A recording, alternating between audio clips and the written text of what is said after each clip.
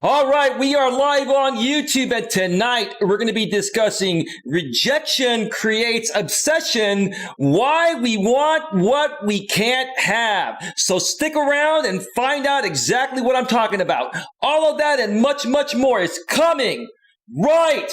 Whoa!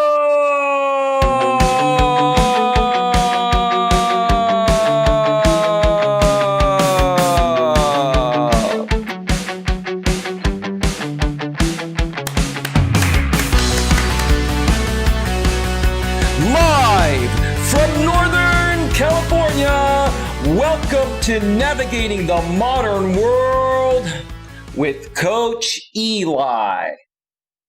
And if this is your first time here, and most importantly, you are open to suggestions and change, please consider subscribing and then banging that bell. And after you bang that bell, when that pop-up box pops up, make sure you select all notifications, because that way you won't miss a single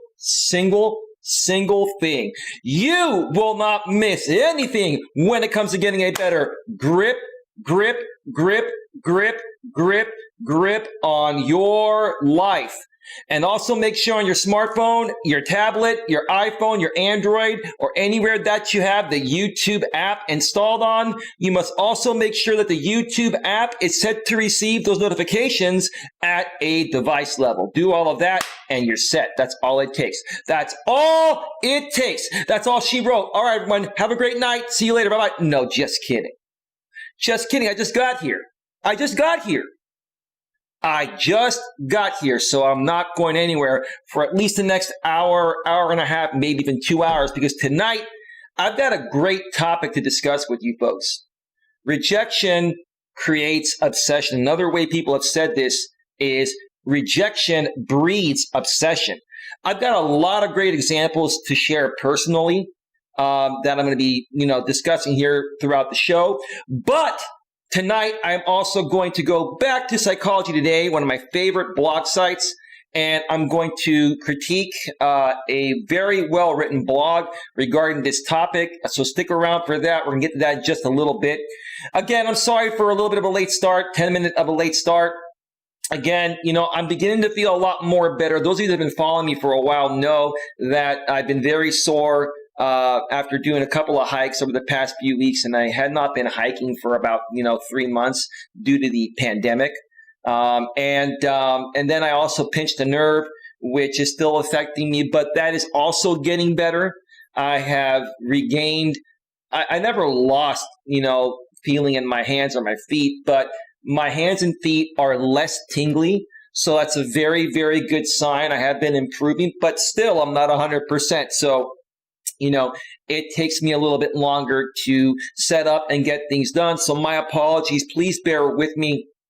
I'm hoping by the end of next week or middle of next week, or even sooner than that, I'll be back to 100%, and then everything will start on time. We're going to be all good to go. All good to go. Now, before we get right to this, because there's a lot to talk about, let me first make sure that the notification has gone out.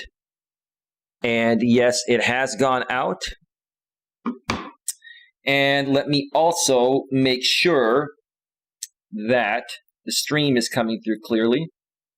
Excellent stream status. And it looks like we are set. And everything is running as smoothly as possible. Okay. We're looking pretty good. Let me welcome a few people that are here in the chat.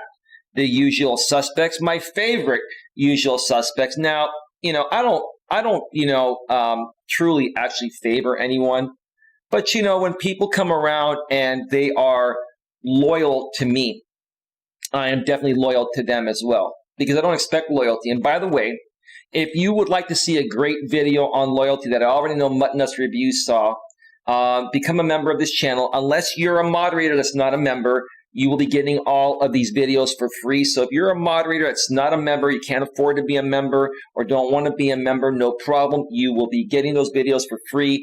As soon as I get back to being 100%, like I mentioned a few minutes ago here, you will get those videos. But for everyone else, if you want to see a great video, just put out members only video number 14 today.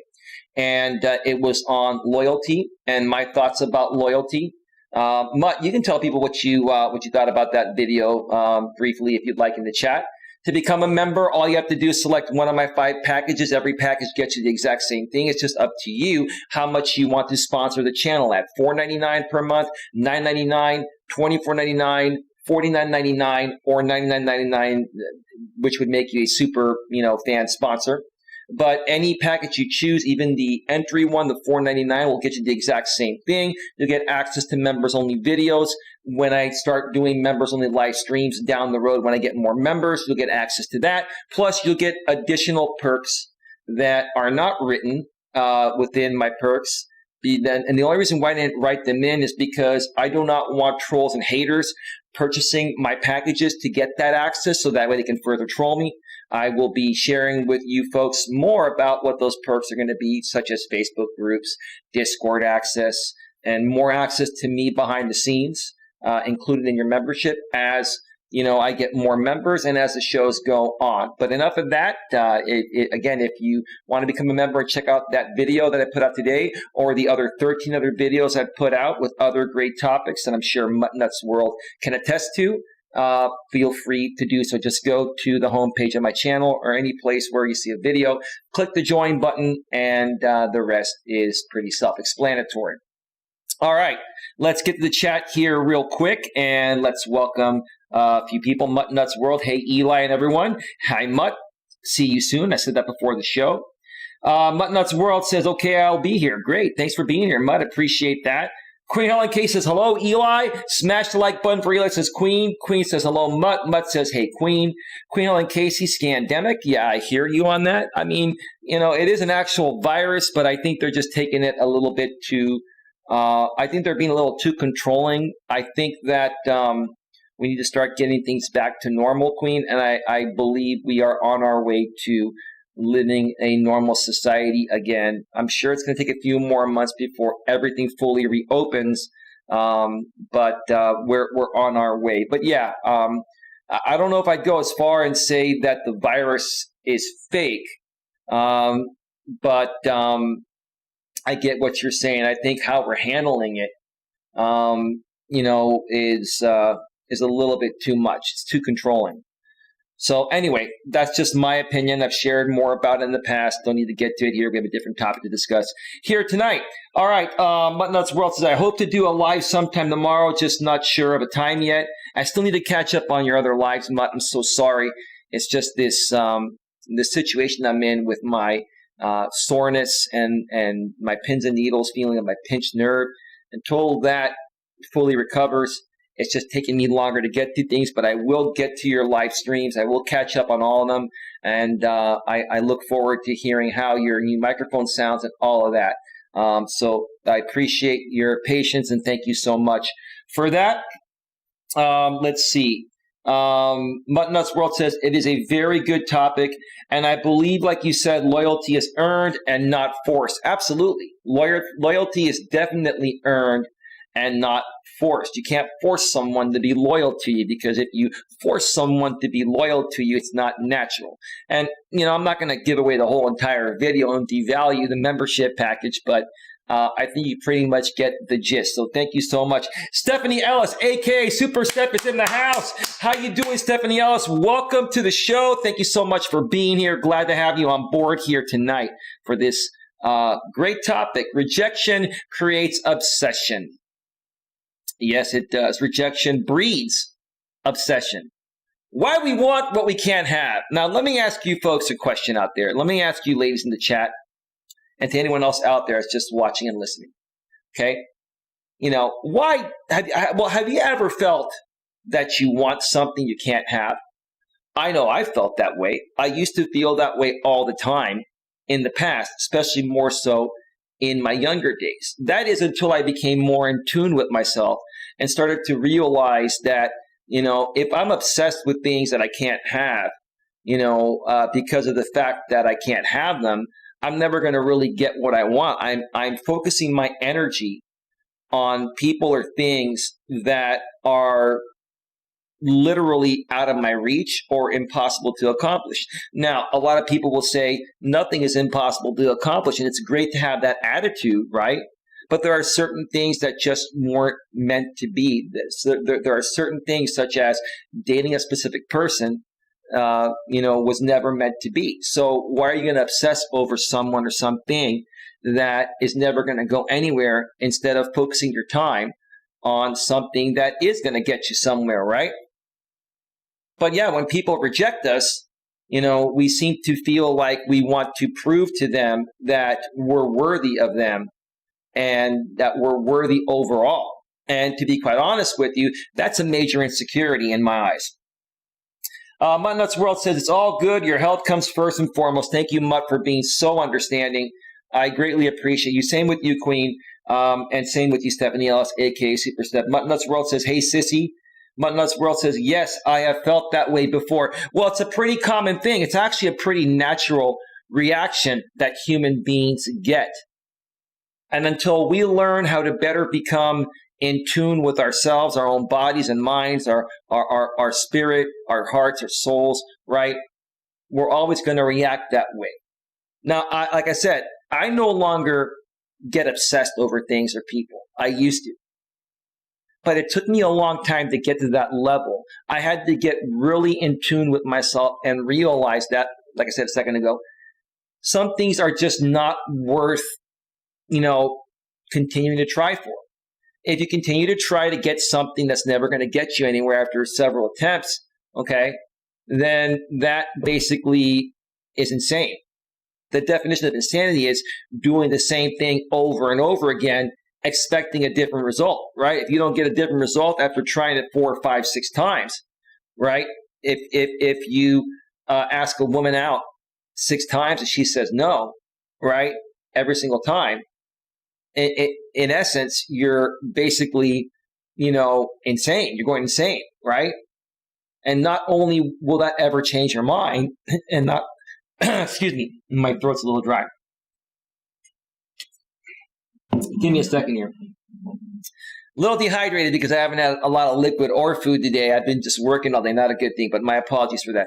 Not only is that insane and will never get the girl, right? If you continue doing it, okay, you're creating an issue where she can get a restraining order on you, etc., where it becomes a stalking issue, right? And you don't want something to get to that point, right? So I can understand to a certain extent people having a little bit of an obsession when they get rejected. They might try once or twice and say, hey, look, why did you reject me? Am I really that bad of a person? I can understand that. I can more so understand women being that way than men because men are supposed to be a little bit stronger in those aspects than women, okay? But regardless, the right thing to do is to just not even worry about someone rejecting you. Say, hey, you know what? I guess it wasn't meant to be between us. Sorry you feel that way. Best of luck to you in the future on your accomplishments. Have a great day. Turn and walk away, never look back. And in some cases, you doing that might make that person think and say, wow, I rejected this person, but they took it really well. And they flipped it on me and they said, okay, I understand. Okay. Hey, look, you change your mind, give me a call, whatever.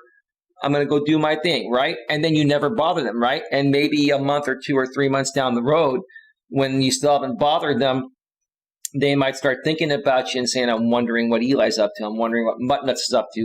I'm wondering what Stephanie Ellis is up to. I'm wondering what Queen Helen Casey is up to, yada, yada, yada, right? And they might reach out to you and say, hey, how are you? And at that point, it's like, hey, how you been? I'm surprised to hear from you, but I hope all is well. Well, I was thinking about it, you're actually a really good guy. And, you didn't challenge me on me rejecting you. And I really didn't want to reject you, but I just wasn't ready to get to know someone as wonderful as you at that time. Would you give me another chance? Sure. Okay. Sometimes things happen like that, but it's all about how you handle it. But do you see how rejection can create obsession? All right. Another thing here I want to discuss before I get into this blog is And this is I don't really want to feed into the trolls and the haters, but this example is the perfect example for people that have been following me for quite some time.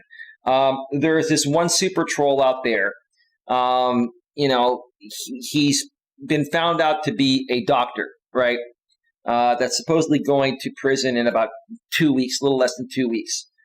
And this guy has been trolling me and many others on YouTube for the last 3 to 4 years, something like that. He's like a super troll. He's been able to run off many people off of YouTube.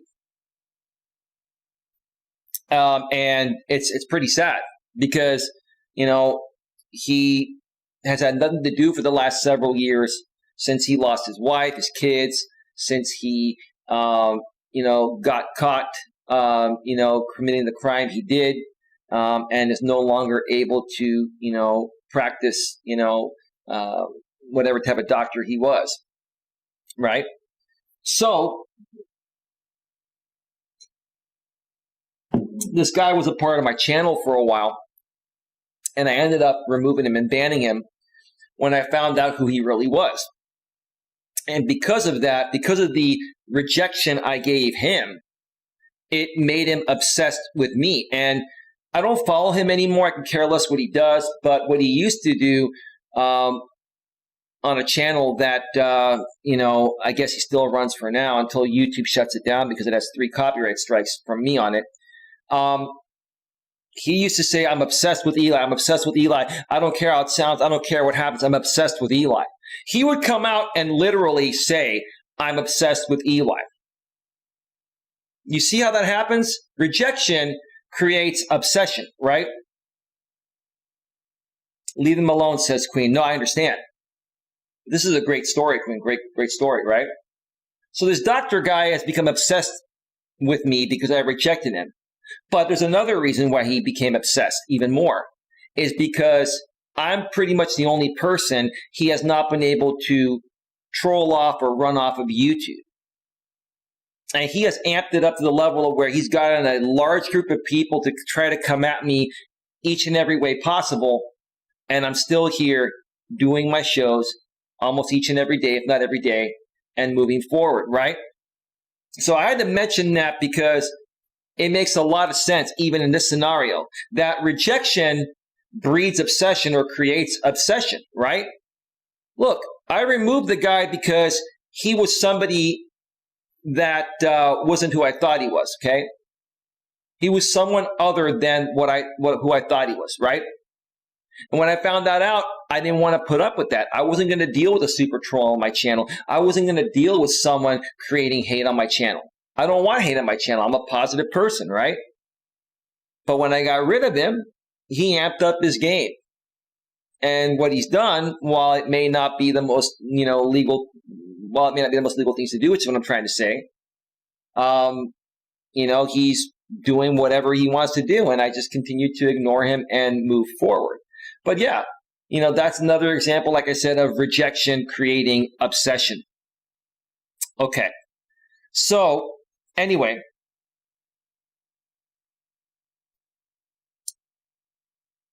I appreciate that to the person behind the scenes.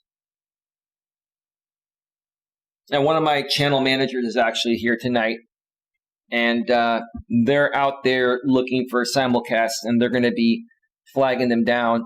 I know there are people still simulcasting me out there. I'm not worried about it, but if my channel managers that have access to file DMCA copyright takedown notices on my channel see them, they will immediately file on you. They know exactly how to do it. I've trained them how to do it, and YouTube will take it down. So just wanted to say hello to the person behind the scenes that reached out to me, one of my channel managers.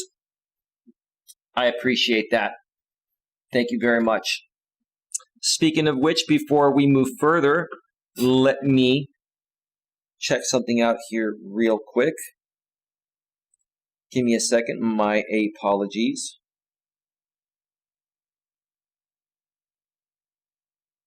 Okay, we're good to go.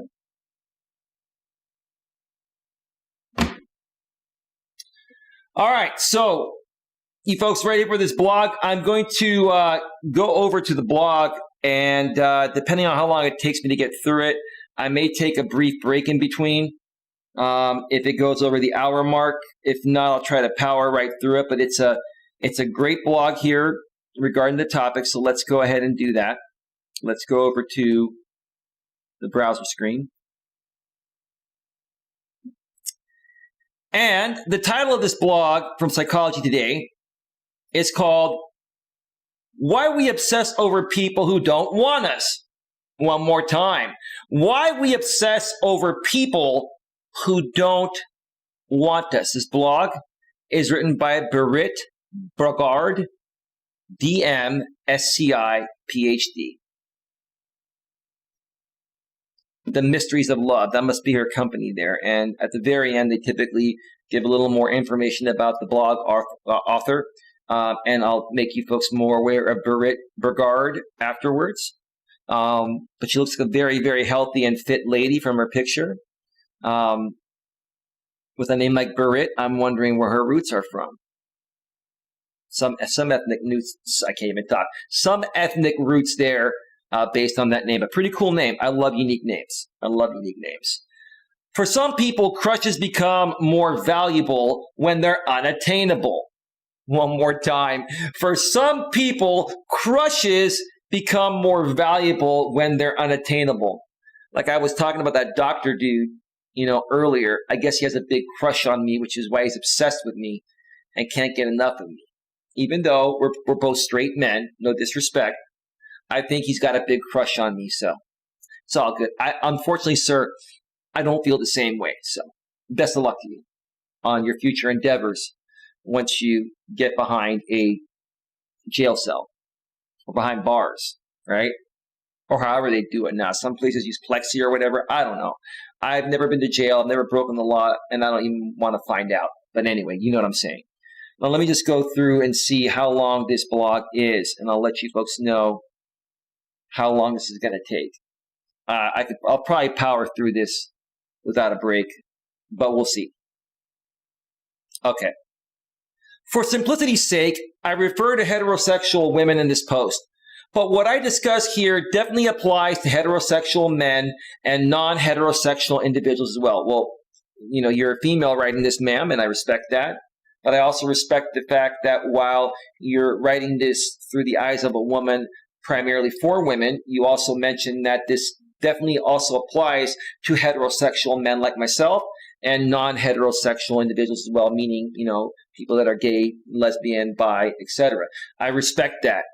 A very diverse person, and I appreciate that completely. Okay. If you folks have any questions in the chat throughout this, please feel free to ask anytime or make your comments, and I'll read the chat every so often. Many of us are familiar with this scenario. Mr. Nice Guy is cute, sweet, interesting, smart, and available. Too available in some cases, which can be a problem. Even better, he is interested in a relationship with you. The only problem is that you just aren't that into him. Mr. Bad Guy, on the other hand, is on your mind 24/7. Growing up, I've always been a nice guy, technically, okay? Even though I don't call myself a nice guy anymore, I call myself a good guy because of the stereotype that nice guys finish last. And to a certain extent, if you're too nice, yes, you're going to finish last. But when I didn't realize that back in my younger days, it used to really bug me. Like, I'm such a nice guy. I'm an okay looking guy. I'm a fun guy, but I'm just a really nice guy. Why am I not getting the girl or the girls, and these other jerks are getting the girls, right? Well, as you grow up, you kind of learn. And as we go forward here, you're going to see more. Okay? Hang on a second. Like Mr. Nice Guy, Mr. Bad Guy has a lot of good qualities, but he is either unavailable for a relationship in general or unavailable for a relationship with you because he just isn't that into you. Isn't that funny? I've always been fascinated you know, between the difference of what women say they want and what women respond to. I've done a video on this in the past, but take that for whatever it's worth. Guys and gals, listen to this again. What women say they want and what women respond to are two completely different things. Let's continue here. Despite his continual rejection, however, you cannot seem to get him off your mind because you wonder why you're not good enough for him, right? You wonder why he's not paying attention to you when you got all these other, nice guys that are paying attention to you, right? That would probably be pretty good guys to date, right? The more he rejects you and the more forcefully he indicates that he doesn't want to be with you, the more interested you seem to become. Let me repeat that again. The more he rejects you and the more forcefully he indicates that he doesn't want to be with you, the more interested you seem to become. Until I got into my early 30s, and now even more so in my 40s, I know it, I understand it perfectly. I didn't really understand why women behave this way. Before I was 30, I was like, what the hell is wrong with women, right? I'm a good dude. I got my shit together. I'm cute. I'm a nice guy. I'm super loving and giving, right? But I know now why I wasn't getting the girl. Okay? I know why. Because I was being too nice of a guy. I was being a little sissy, right? I wasn't being strong enough. I wasn't displaying enough masculine energy. But you see, the point of this stream is rejection breeds obsession or creates obsession, right? So this woman has literally tons of guys probably flocking towards her. A lot of them are probably pretty attractive. They're probably, making good money. They take care of themselves. And some of them are probably even pretty cool, decent, down-to-earth guys besides being nice. But why is she focused on the one guy that she can't have? It's because he's not feeding into her, and it's making her curious, and it's making her work hard for it, and it's challenging her. Women want a challenge no matter what they say. Let me check out the chat real quick. Nobody chatting in the chat? We're good. Let's continue.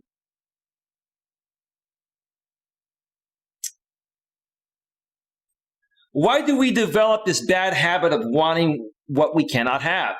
Why don't we always want what we can have? Because that's too easy, not a challenge. That's my opinion. That's what I've learned. But let's see what Doc says. In other areas of life, it seems that we can adjust our preferences to fit the situation. You may have once flirted with the idea of becoming a Hollywood star, but when you discovered you couldn't act, you let go of that dream, I hope. That's a good I hope there, Doc. So why can't we let go of people who continually reject us? I'm going to say once again, this has to do with the challenge. It has to do with the mystery. It has to do with a guy more focusing on himself, on his purpose, on his passion, on his drive, and what makes him. In my opinion, and I believe it's a biological fact, women are attracted to a man's strength. Women are attracted to men that have their shit together and that have made something out of themselves through their work and through their beliefs and the way they take care of themselves, right? So when you're busy focusing on that, your value goes up because you're saying to yourself, my future and making something out of myself is more important than feeding into any woman right now. It's not saying that these dudes don't want a woman, but they don't make their woman their purpose. The one thing that turns off women more than anything, I don't care how nice she is if you make your woman or any woman your purpose, and she'll sense that because women are very intuitive. If you make your woman your purpose, it's over. It's never going to work. A lot of times these nice guys are so nice that they're coming off to these women, like this woman here, as they want to make their purpose, all about her. It's not the right way to look at it. It's very unattractive. You need to come into these relationships as two individuals that are complete, and you're going to share your completeness together. All right, let's continue here. Give me a second. According to Helen Fisher and her colleagues, the reason romantic rejection gets us hooked is that this sort of rejection stimulates part of the brain associated with motivation, right? Reward, addiction, and cravings. Let me ask you folks in the chat something here, okay? Have you ever craved something? Even if you have somebody willing to offer you the same thing, have you ever craved something from someone else that wasn't giving you that attention? Okay. When you get rejected, you sit there and you wonder why you're getting rejected. So it motivates you and stimulates you to think, wow, I wonder if there's anything I can do to change this person's mind about me. I wonder if I send them a sexy picture. I wonder if, I do this, I do that, whatever, right?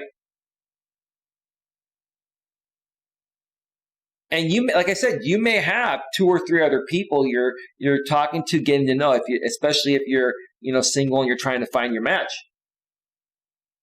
You may have 2 or 3 other decent, attractive people all around, but then there's this other one that's kind of giving you the runaround that to you makes you feel like they're the most attractive.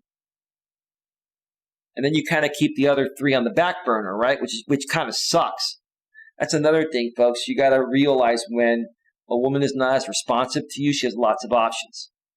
So you're probably going to be on the back burner, and you don't want to be there. Using functional MRI, her team looked at the brains of 15 college-aged men and women who had recently been rejected by their partners, but claimed to still be intensely in love. Ooh. During the scan, the research subjects looked at a photo of the person who had rejected them. They then completed a math exercise, such as counting backwards from 4,529 by 7. I would never want to count backwards from 4,529 by 7. That would drive me insane in a normal situation.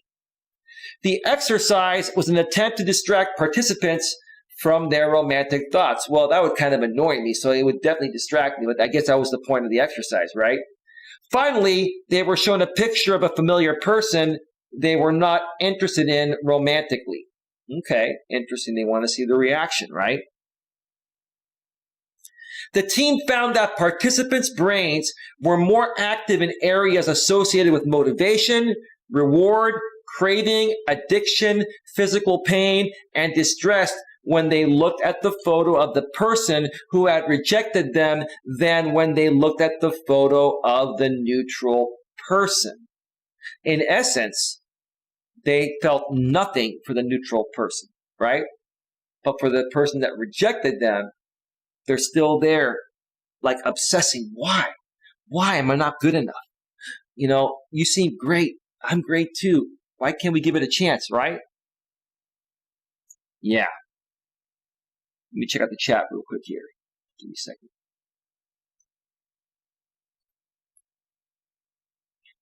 All right. Muttnuts World says, yes, not sure you were saying yes to Mutt. Oh, yeah, I was asking if you've been in that position. Okay. No, I don't, because it's not worth it. Well, I know, Queen, you've kind of given up on dating. I understand. I understand. I don't think you really should, Queen, but that's up to you. No big deal. No big deal. Let's continue here. The study published in the Journal of Neurosociology, is that? What the hell is that word? I never get any of these fancy words right. I'm not a psychologist. So some of these words are new. I'm going to have to look this up on Google and see. Oh, neurophysiology. God, I'm an idiot. But I said it. I owned it. So not a big deal. The study published in the Journal of Neurophysiology in 2010 shows that people in this situation are really suffering from a drug addiction, and the drug is the person rejecting us, leaving our love unreciprocated. Well, what if it was never there in the first place? What if you're just asking him out on a date and he keeps saying no? Now, if you've been dating someone for a while and then you get rejected, I can understand if you're going to feel this way for a while afterwards. But even then, you got to start to work through it. It's not worth your time continuing to try to convince somebody something that's never going to happen. And here's the thing. You know, if you get rejected by them after dating them for a while, you know, continuing to feed into them is not going to change their mind ever. If you walk away and say, hey, okay, I understand how you feel. You know, I still love you. I still care about you, but I respect your wishes. I'm going to go and do my own thing. You do your thing.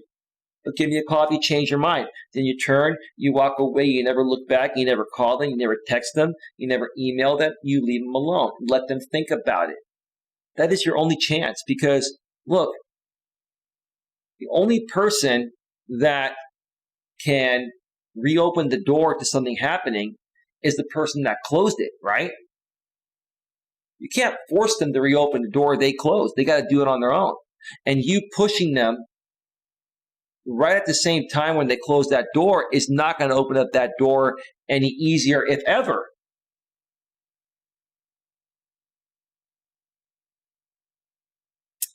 But the results do not give us insight into why we respond to romantic rejection in this way, and it doesn't answer the question of how we have developed this troubling tendency of wanting people we can't have. It's a challenge. It's a challenge. In some cases, it can be fun. It is frustrating. And look, I'm guilty of it as well. We all are. We all want what we can't have because when someone is not giving us something that we feel we should have or what we want, we value it more. We crave it more because we want to experience something we never have, right? But continuing to push into it and continue to being obsessed over it is not going to make it happen. And if you continue pushing, like I said earlier, you might get a restraining order on you, right? Do you want that? No. At some point, sooner than later, you got to back off. Yeah, try a few times. That's normal. Everyone does that. But after a while, you know, don't become a psychotic, obsessive type of person because then you're going to have legal measures coming on you. And you don't want that. You don't want that. All right. You might think it is a matter of heartbreak and grief. No, it's not. No. But most people can't see it when they're in that state that haven't done the work on themselves that I've done on myself to get to the point of where I'm at. But that cannot be the full answer either, because in some cases, we haven't lost anything that we can grieve the loss of. We can be madly in love with someone who doesn't want us and never wanted us, but the situation can sometimes be as painful as someone breaking up with us. You know,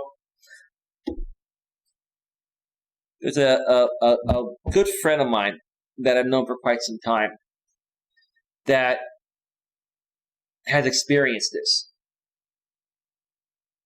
And, you know, I have many women friends, and I always talk to my women friends, and I always try to help them understand men better, help them understand what's really happening, right? And what I typically tell people is that if something feels right and it's meant to be, it's going to naturally flow without any resistance from either side. If there's true, genuine, 100% chemistry, there's not going to be any resistance at all from either side from the very beginning. And what does it take for that to be possible? You got to have two people, the man and the woman in this case, to be in a good place, both of them, to be in a good place to date, financially, mentally, emotionally, spiritually, physically, etc. You got to have your shit together. If one side doesn't have one aspect of their shit together, then it's going to make it a lot more difficult. And you can figure that out early on by asking questions. People are afraid to ask questions to get to know people. But I love that. I'll ask 20, 30, 40, 50 questions if I'm talking to somebody, on online dating from online. I'll talk to them on the phone and ask them those 50 questions or 20 questions before I even meet up with them. Because if they're not willing to be transparent and open, why should I meet up with them?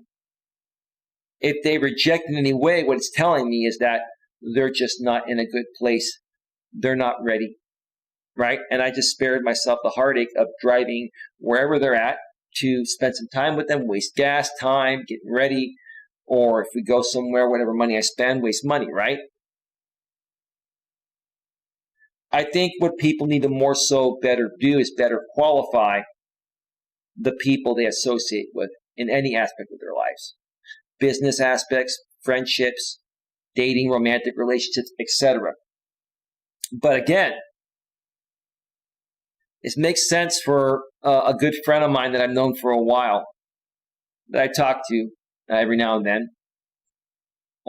We can be madly in love with someone who doesn't want us and never wanted us, but the situation can sometimes be as painful as someone breaking up with us, even though there was nothing ever there.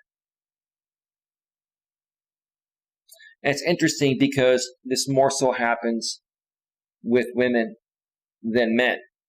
But it does happen to some men as well.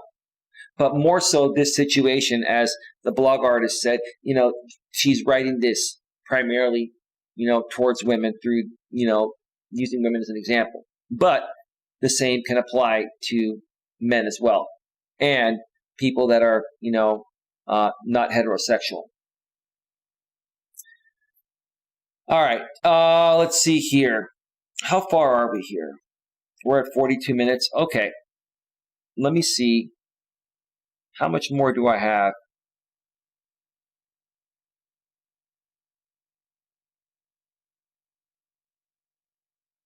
How much more do I have? Okay, let's continue. We're going to try to power through this without a break.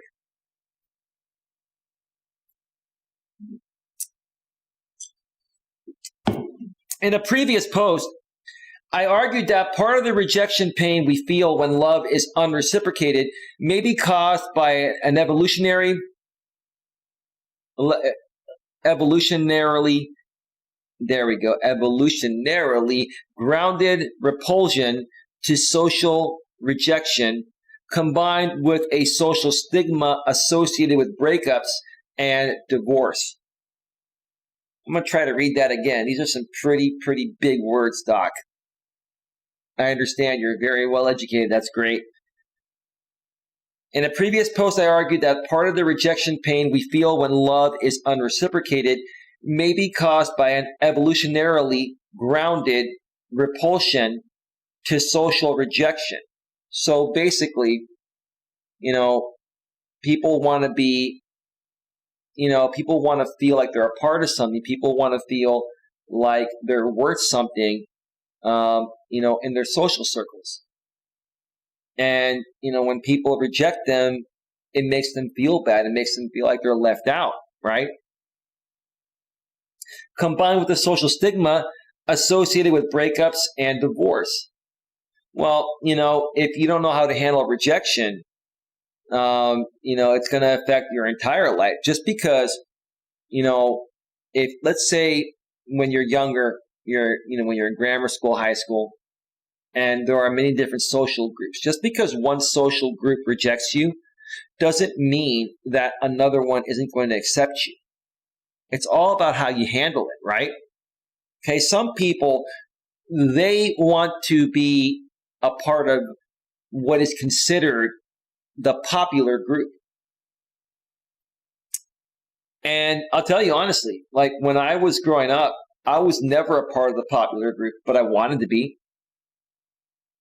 And if I look back now, I'm like, wait a minute, that's stupid. Because the popular group wasn't really the popular group.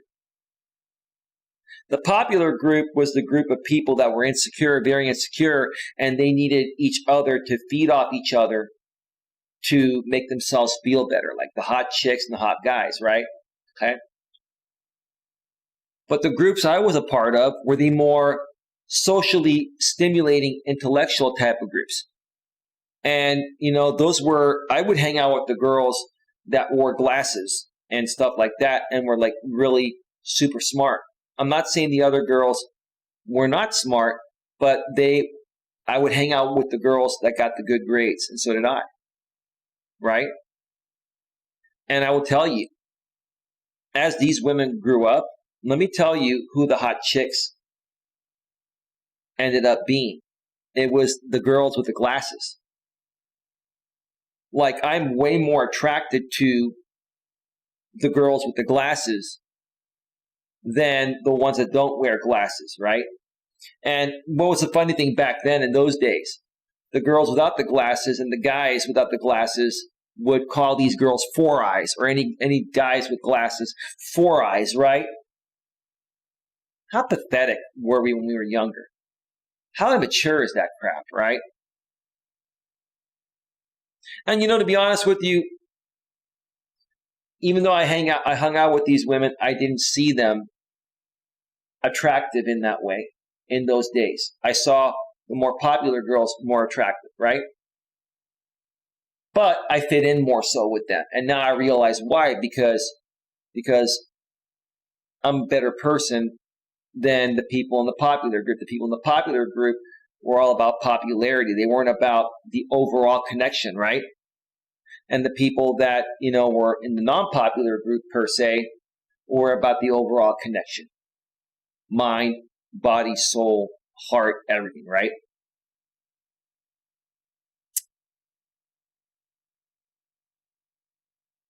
But that too does not explain why we often want only those individuals we cannot have. No, there's a lot more to it. There's a lot more to it. Let me check out the chat here real quick. Okay, nothing happening in the chat.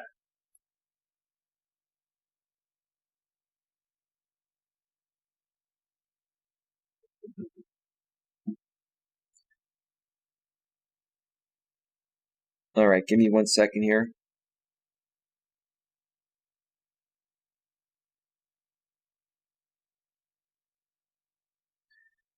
Yeah, to the person behind the scenes.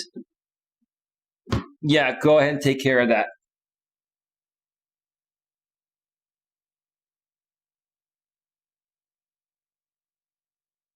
Go ahead and take care of that. Yeah. You don't have to ask. You don't have to ask. Just go ahead and take care of it. You're a manager on the channel. Thank you.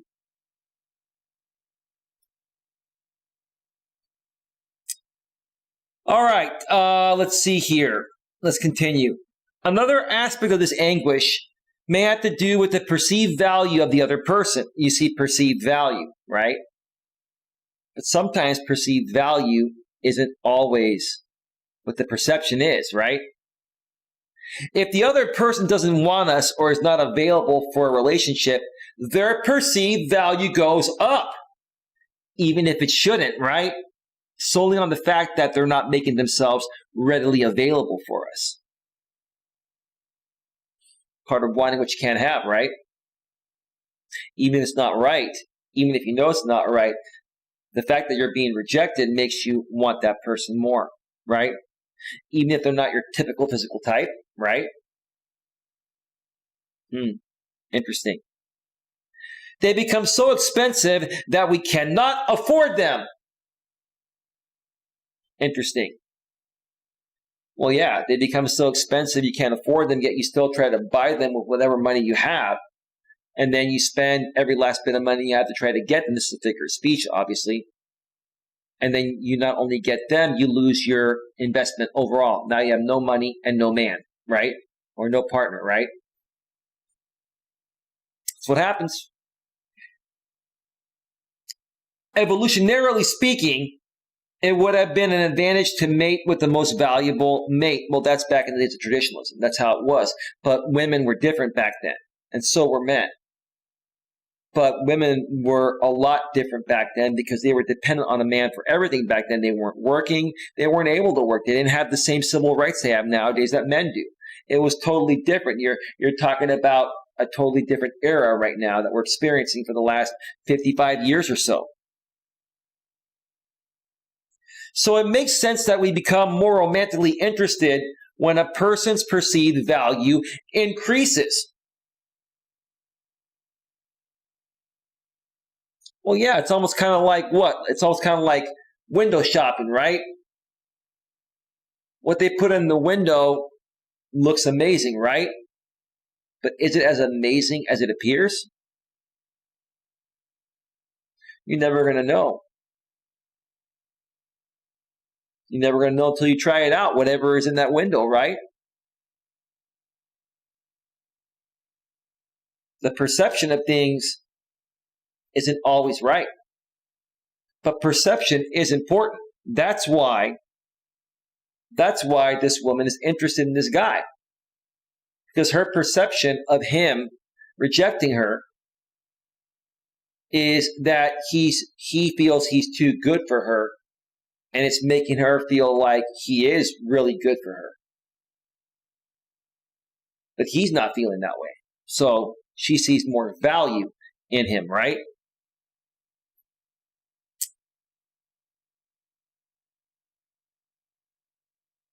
All right, let me get to the next paragraph here.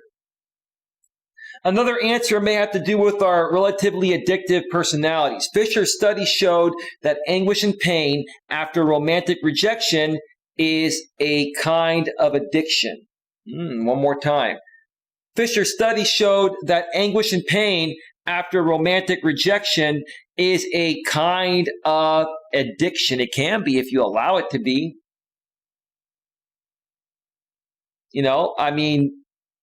It depends on, what type of romantic rejection we're talking about. Are you asking someone out on a date for the first time and they reject you? Or have you been dating someone for a while and then they say they don't want to be with you anymore? There's a big difference there. I'm assuming that what the blog author is saying is, okay, she was with a guy for a while and maybe, he broke up with her, right? Or maybe they've been friends for a while and she's trying to take it to the next level and he's just not interested in her in that way. He's not showing interest, which makes her more interested, right? Because she can't have that, right? Well, what if the dude were to give her a chance? And then she got with the dude and then realized that this guy's not who I thought he was, right? In those cases, that's what typically happens if the guy says, okay, screw it. You've been coming at me for like 2 years. You've been stalking me for 2 years, doing all this crap. I'm going to give you a chance, right? And then she gives the guy a chance, spends a few weeks with him, and then ghosts him, right? That's typically how I've seen those things end up. The question remains, however, what is it we are addicted to in this scenario? In the case of a relationship that has ended, we may be addicted to the time we spent with the other person, their text messages, their company, or the sex. A lot of times it has to do with sex. A lot of times it really, really has to do with sex. I'll tell you something. If a relationship is going bad, and you have great sexual chemistry with somebody, it will definitely keep it going a little bit longer than it should. But it will eventually end as well. Because even after a while of having great sex with somebody, if that emotional bond is not there, then, at least a woman, if if not the man as well. For me, I want the emotional bond as well, but at least the woman will say, the sex is great, but I want more. I'm just not feeling more.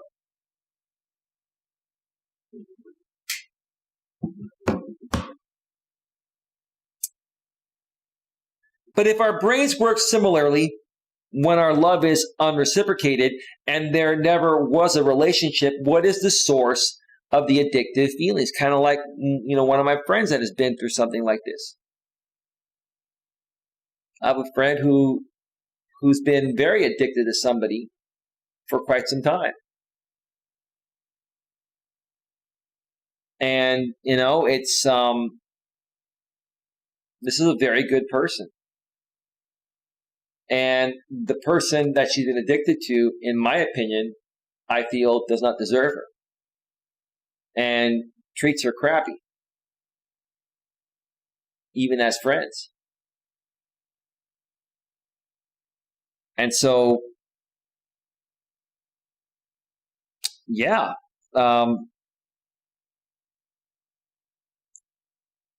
if there was never a relationship in the first place,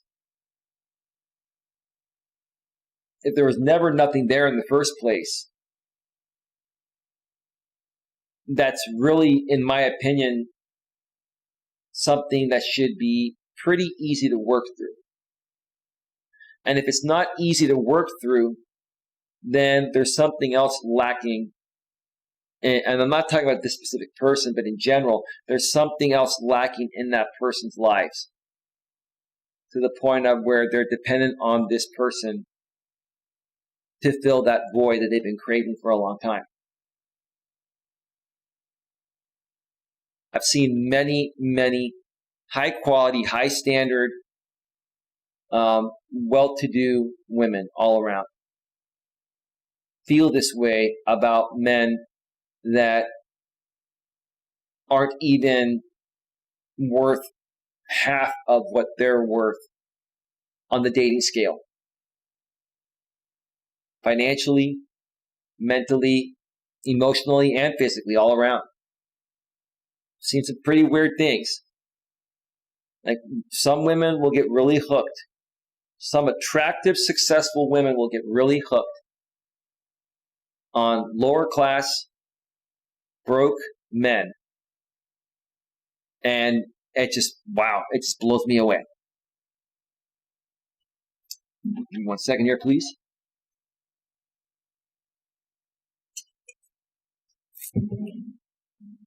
Presumably, we're addicted to thoughts of what could have been but never will be. Once we get stuck on those thoughts, being rejected by the other person can intensify them, leaving us to deal with obsession, kind of like my friend. I do a lot of love for my friend, don't get me wrong, we're just friends though. But yeah, if I had to be honest, I think she was obsessing over this person. And she finally came to the realization at some point that it's not worth it. She started to value herself more than she did, because she is very valuable. She is. Which is a kind of addiction, or an addiction to thoughts of a certain kind. Elsewhere, I have argued that standard methods for dealing with obsessive compulsive disorder, OCD, can also help you get over romantic obsession. Well, that would make sense. I'm not a therapist, psychologist. I don't have a psychology degree. What I do have is common sense, and I do know what OCD is. And I think OCD is just the umbrella, over a lot of obsessions. If you do get over, if you're an OCD person and you're able to control your OCD, you're not going to be as, obsessed romantically with people that are not meant to be, and that you want solely on the fact that they're just rejecting you. And I've talked about this before, and maybe I'll do another video on this down the road. about attachment styles. Your attachment style can also influence how much you get stuck on people who don't want to.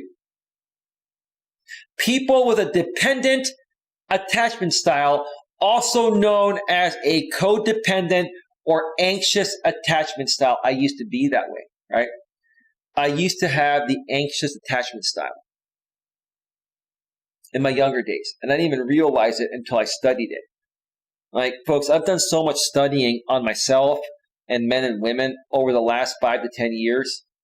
It's just amazing what I've learned and what you can learn as well. And once you understand this stuff, you're going to be able to better handle yourself in every situation. And it's not going to affect you nearly as much. So people with a dependent attachment style, also known as a codependent or anxious attachment style, are brought up to seek out people who will cause them pain.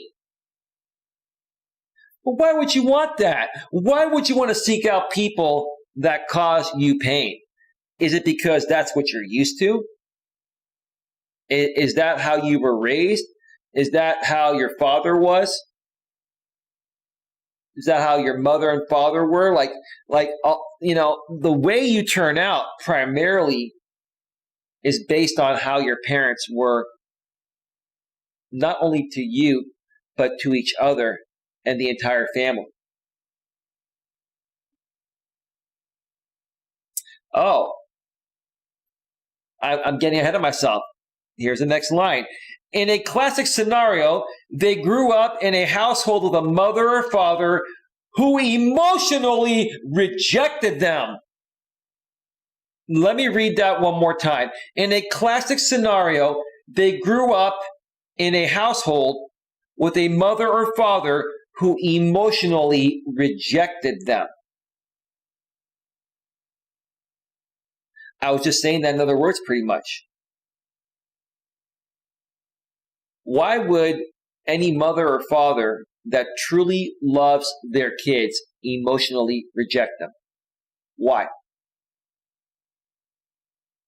I never once, myself and my brother, I have one younger brother, my brother and I were never once emotionally rejected by my mother or my father, ever. Did I get some good discipline from my dad? Yeah, but it was tough love with lots of emotion attached to it. Not everyone is as fortunate to have the great upbringing I had. So I can understand it, but you can work through it. You can.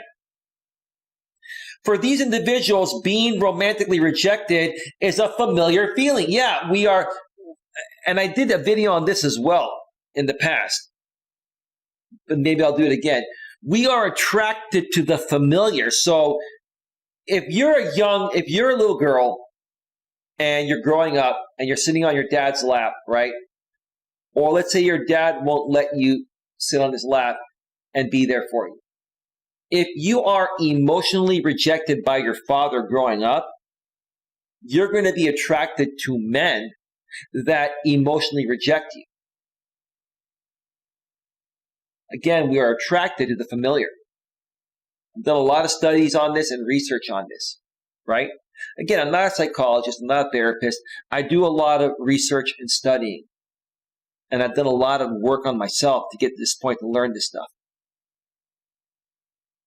So in essence, maybe this friend of mine I was talking about earlier might not have had the best upbringing. Maybe her father emotionally rejected her to the point of where even though she wants to be happy, have a life with somebody, and even have a child, what she's familiar to is the emotional rejection. And when any man she wants emotionally rejects her, it makes her keep trying to change him, to make him the man that she wants him to be. But that wouldn't work even if he agreed to that, because he needs to be his own man, his own individual, and come into it as himself. So yeah, for these individuals, Well, I just read that. For these individuals, being romantically rejected is a familiar feeling. Since we are always more likely to act in ways that are familiar to us, if we have a history of rejection, we are likely to seek situations where we should expect more rejection. I just said that. So the blog author basically just said the same thing. We are attracted to the familiar. If your father rejects you emotionally as a little girl or rejects you, period, you are going to be more attracted to men that treat you that way because that's all you know. That's how you were raised. I've said this before, I'll say it again. When you're young, okay, and you're a little boy, okay, it is crucial to have a great relationship with both your parents. But for a little boy, he's going to replicate and look for qualities in a woman that his mother displays to him. And for a little girl, she's going to look for qualities in a man that replicate what her father displays to her. That is absolutely crucial. And a lot of parents in the modern world don't understand. They don't understand that and how crucial it is to your child having a happy life and connecting with real, good, genuine people that are not going to be abusive. A lot of abusive relationships happen because people didn't get the nurturing love while they were growing up. So all they know how to handle, all they know how to be around is pain. And then they're closed off emotionally and all this and that, right? So parenting is extremely important. Our brains interpret these scenarios as normal, even though we know that it is not normal to seek out scenarios that lead to pain and anguish. Our brains interpret this as normal because we're attracted to the familiar once again. Because that's what we learned from our creators, our mother and father. If our mother and father taught us that this is the right way to do it, even though it's not the right way, we're going to think that this is the right way, which is not, right? And for people that have been through this, it takes a lot of work to work through it. And if you need help working through this, I can certainly help you work through it. Now, let's see, how much more do we have here? We have one more part. Let me check out the chat here real quick. Smash the like button for Elias says Queen. Sorry I had to step away, but Backnuts is Mutt. Mutt Nuts World says OCD has many forms. Okay, we're about to wrap this up in a few minutes here. We're an hour and 7 minutes. We're almost done. Got through it quicker than I thought I would.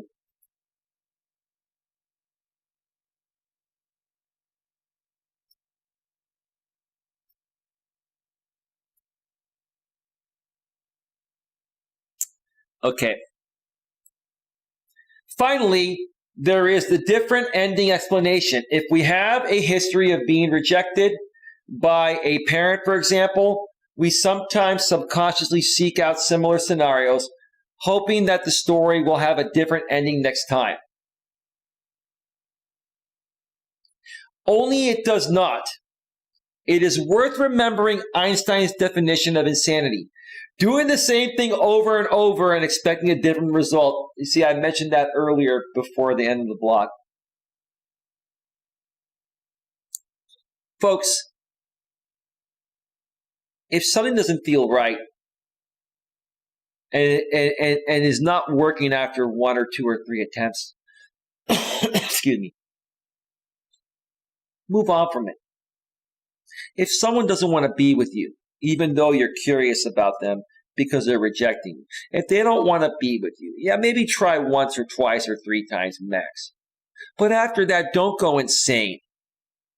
There are going to be many other people out there that are going to want to be with you, that are going to value you, and that are going to be even better than this person that you're stuck on.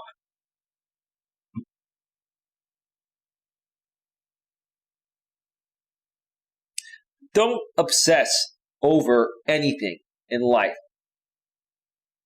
is how I want to end this here tonight. Don't obsess over anything in life. You don't have to. Just be you. Be who you are. And if you continue being who you are, you're going to naturally attract similar people as yourself. If you change being who you are to conform to what someone else is looking for, you're not being yourself. And even if that person gives you the chance, it's never going to work out. Because you're temporarily fooling them. Once they figure out that you're fooling them and you're not who you are pretending to be, it's going to be over. Then you're going to be even more devastated. So why put yourself in that position in the first place, right? Why would you do that? Why would you?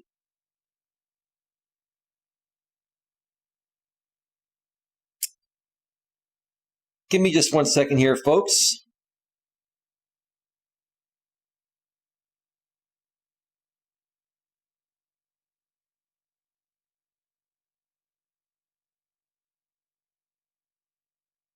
Give me just 1 second, folks.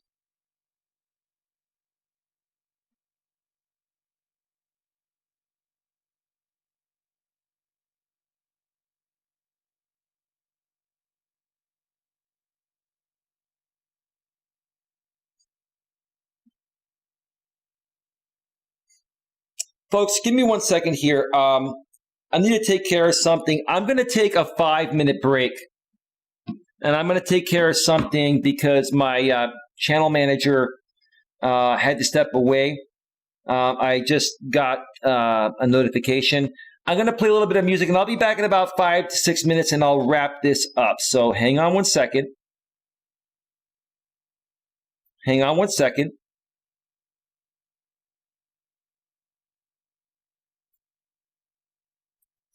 Let me get the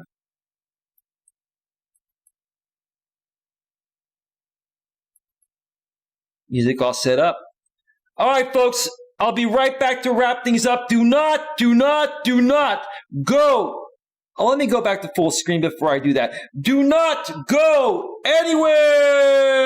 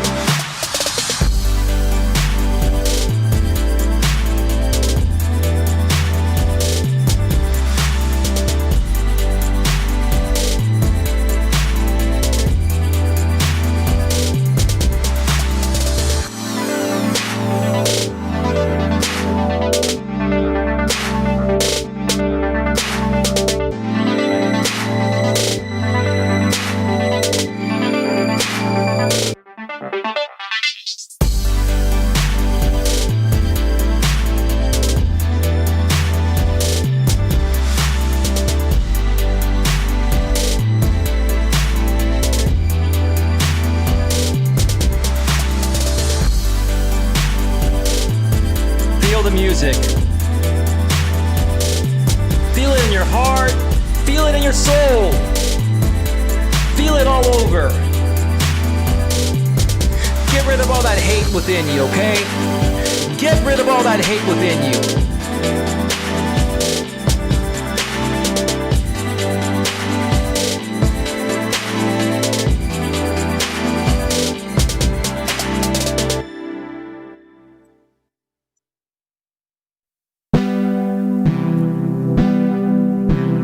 Yeah.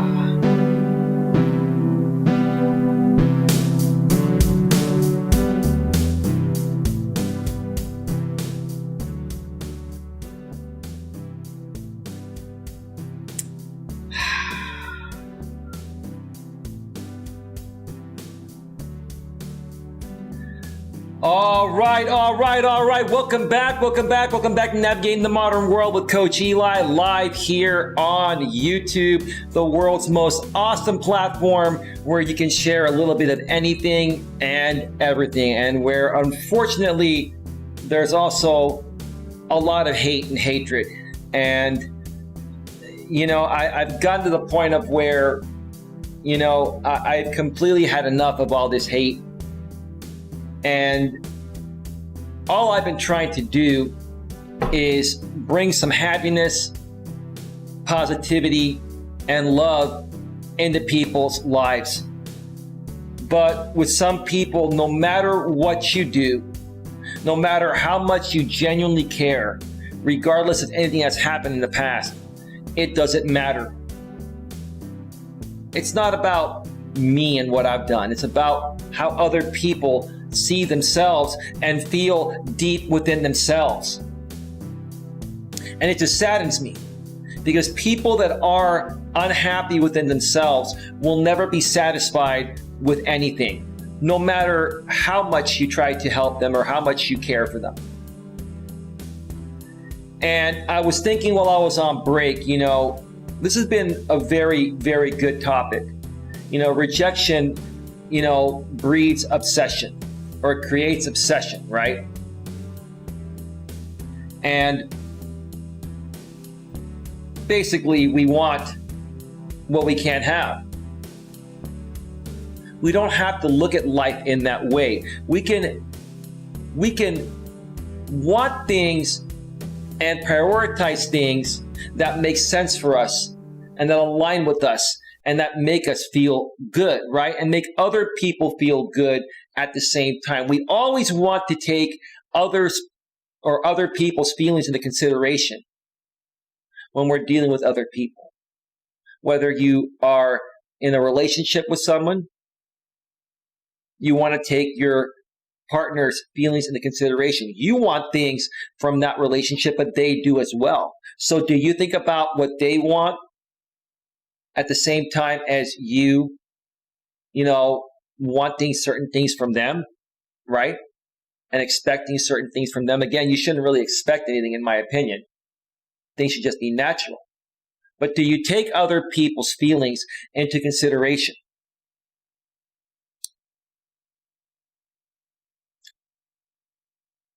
And I'm thinking about the right way to say this, because I do want to make a few statements here before I go off the air. Because for the last 3 to 3.5 years of my life, I've invested a lot of time out here on YouTube.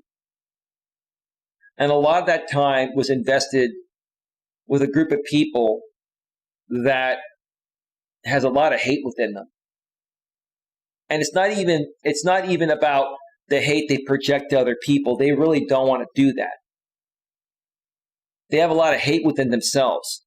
They look at themselves in the mirror and they are unhappy with what they see, or they are unhappy with where they're at in life.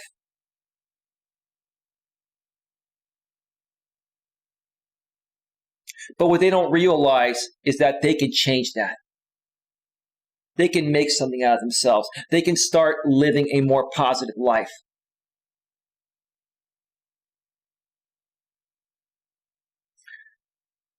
I continue to see a lot of these people I've associated with out here on YouTube for the past 3.5 years continue to attack each other, continue to talk smack about each other, continue to make content filled with hate, rather than create something positive that would make a difference in this world, not just for this small drama group they're a part of, but for the entire platform or the entire world. And it makes me wonder why they just won't do that. Why do they want to live a sad, miserable, pathetic, hateful life when they're actually worth something to this world? Now, I say this with a lot of love, but at the same time, I got to be real and say, there are a lot of people out there, folks, that have been through a lot, haven't had the best upbringing. To the point of where, they have a lot of mental and emotional instabilities. I'm not here to criticize any of these people, but a lot of these people really need some help. Because I know a lot of the things that they've said or done to other people, and that also includes me, they really don't mean to do that. If they felt better about themselves or felt like they had a real purpose in life, they'd be more so focused on their purpose. Instead, they make other people that they wish they could be like their purpose. And they project those insecurities, like I've said before.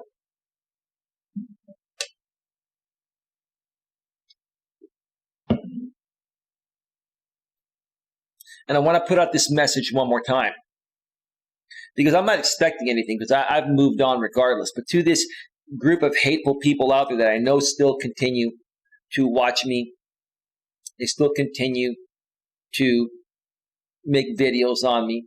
Again, I don't follow you, but I hear from behind the scenes. They still simulcast my streams and all that. I've moved on past that.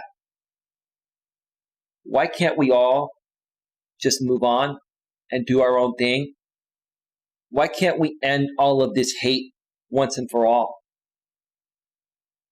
It has become an obsession to you folks to go after these people because they've rejected you. Right? Because that's what happened when I rejected you. Now, I didn't reject you folks because I wanted to reject you. I rejected you, I removed you because you were disturbing the purpose, my purpose of being out here.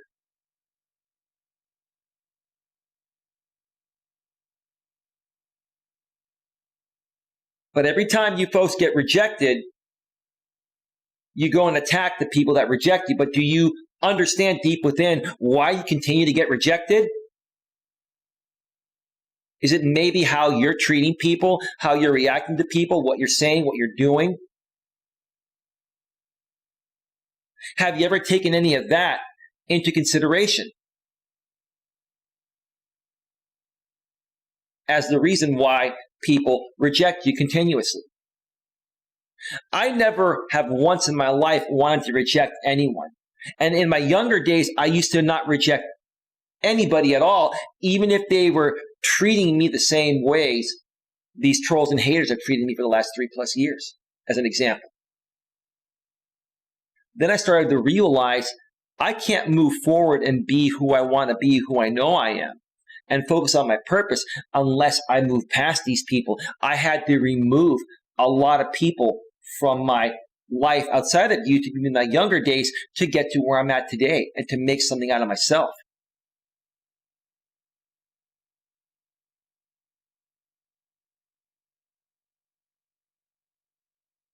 I'm not trying to criticize any of you. And here's the funny thing, to the people out there that continue to talk about me and critique me and you have some big choice words to say about me. It doesn't matter how nice I am to you or anyone else is to you. You folks are not open to people even being nice to you. If you were open to people being nice to you and reasonable with you and fair with you, you would understand what I'm saying. And you would say, hey, Eli, you know what? You're right, man. We had enough fun. time to grow up and be mature, good people. But again, it doesn't matter how nice you are to some people, how much you genuinely care about some people. They're stuck in a rut. And until they become unstuck from that rut, there's nothing anyone can do. It has to go through them first. They have no remorse whatsoever. I don't think it has to do with remorse, Queen. It has to do with how they see themselves, Queen. This is deeper than remorse. Okay? They don't even realize why they're doing what they're doing, Queen. They're doing what they're doing because they feel that people are rejecting them for no reason. And what they don't understand is the real reason or reasons why they're being rejected. And they're not even being rejected. They're being removed and ignored because good people like you and myself don't want to deal with that kind of negativity. We don't want that type of negativity in our life.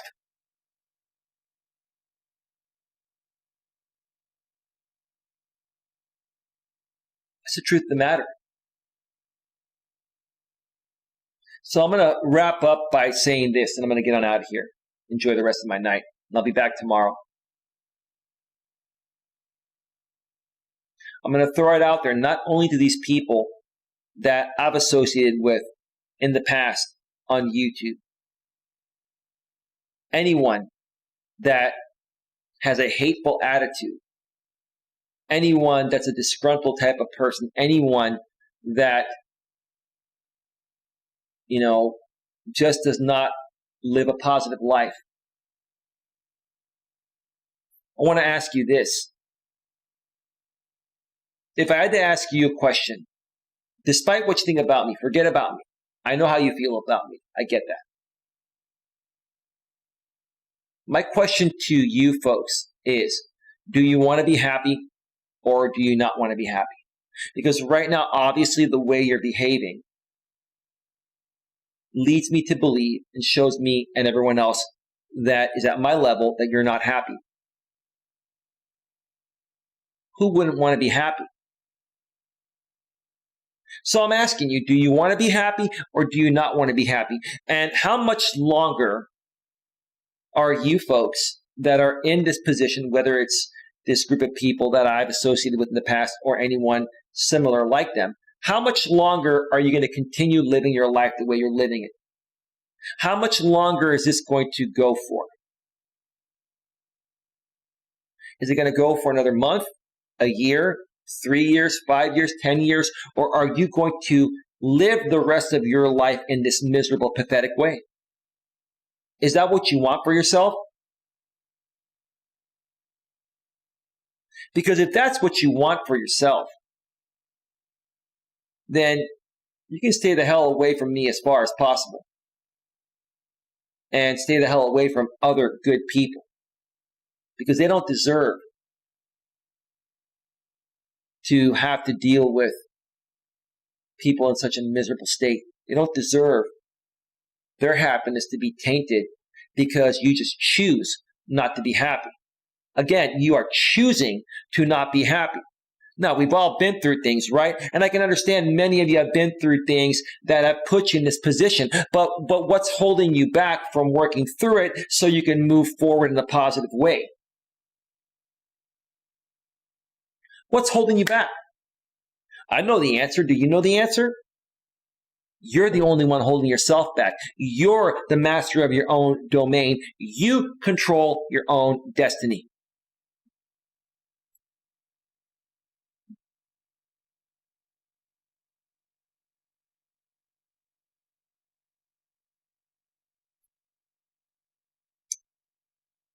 And I'll tell you this.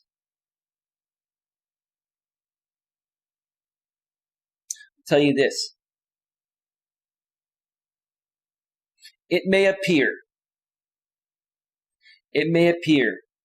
that good people like me always get the short end of the stick and the bad people always somehow move forward and get what they want, right? Such as in the case of the trolls and the haters. Over the last several years, they've made a lot more money than me. and they've gotten a lot more traction on their channels than me, right? It may appear like these people are winning and they're the people that are going to be successful. It may appear that way, but that's not what's actually happening. Because when you do things the right way, even though it appears like you're not getting anywhere, you actually are getting somewhere. For people that truly create something real and genuine from the heart, that continue to work towards that goal of making it bigger and better, they're eventually going to reach that goal. And once they get to that goal, it's going to be sustainable for the rest of their lives, and they're going to live a happy life just like I am. For the other people that have that temporary satisfaction of doing it the wrong way, because it got them temporary results and made them feel better about themselves temporarily, in the end, they're going to lose it all. And I would rather not have anyone lose anything. I would rather have everyone accomplish whatever their heart desires. So to the hateful people out there, why don't you do some soul searching? Why don't you think about not only how you've affected other people and hurt other people, because I know you don't care about that. These hateful people don't care about how much they hurt other people. So I'm not going to even ask you to think about that because you don't care about that. But what I am going to ask you is, how do you feel you've hurt yourself by behaving this way and putting yourself in this position and keeping yourself in this position? That's what I want to leave you with here tonight. I'm going to wrap this stream up at 1 hour and 38 minutes.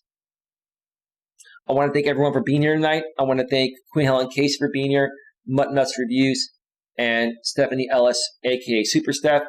I'll be back tomorrow, folks, with another stream, another great topic. Hope you enjoyed this. Please like, share, subscribe. If you want to become a member of the channel, that's great. If you're a moderator, you don't need to become a member. I'll get you the members only videos at some point soon when I'm back to normal, which should be very soon.